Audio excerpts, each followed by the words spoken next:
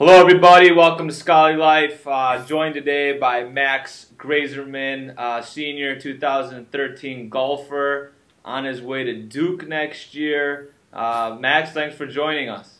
Yep. Glad you could have me.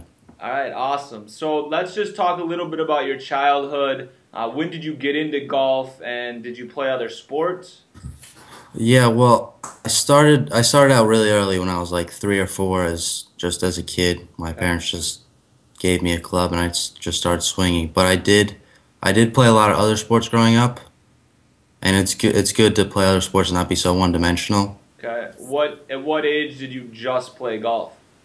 When I dropped everything else was when I was, I think, 11 maybe.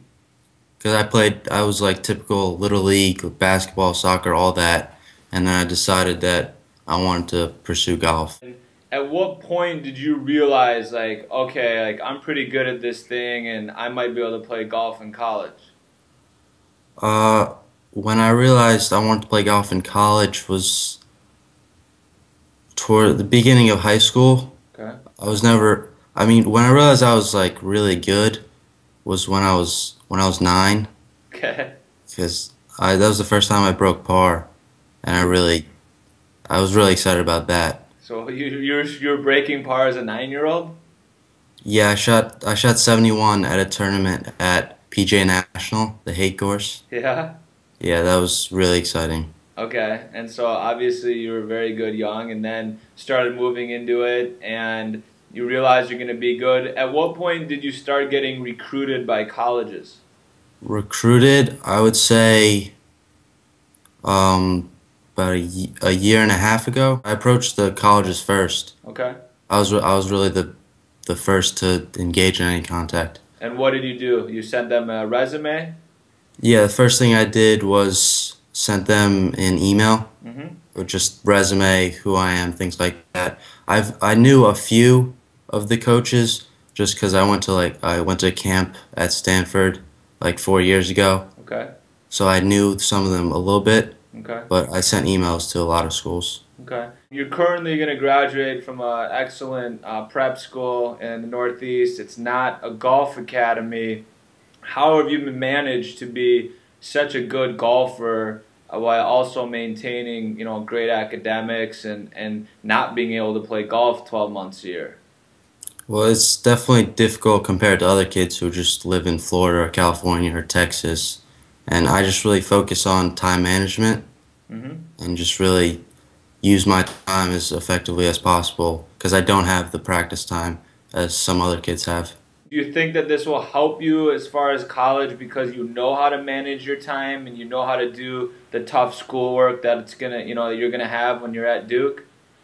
Yeah, I definitely think that this experience helped me. Even though I didn't get to practice as much, I got to learn how to do things on my own, and I feel like it's going to prepare me well for the next 4 years at college. And do you ever wish or think, oh man, if I would have been homeschooled or lived in Florida or California and played golf 12 months, I could be so much better? Sometimes not necessarily that kind of thinking, but I feel like if I was in Florida, I would practice more, but I'm not sure I would practice as effectively. What was your recruiting process like? Yeah, I started out emailing coaches. That was first contact, and then after that, some replied, got on the phone, started doing some unofficial visits. And when I started my recruiting process, I wasn't ranked, or I wasn't ranked as high as nearly as high as I was right now. So coaches they weren't recruiting me strongly at first. Mm-hmm.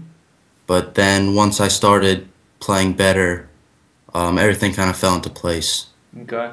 And do you think that your initial school list was a reach for you because your golf level wasn't there, but you were confident that you were going to get there? Yeah, I was looking at the same schools when I started as like 6 months or a year later into the process, Yep. but just playing better kind of the coaches had more interest, Hmm. and that's if I would tell anyone in the recruiting process to just keep up with the coaches, keep in contact, and then just the scores and everything will fall in place. And for the kids that are out there that are maybe just starting high school and are, shooting in the 70s and showing potential, what advice do you have for them as far as what it takes to be good in golf and how to balance the schoolwork with the golf?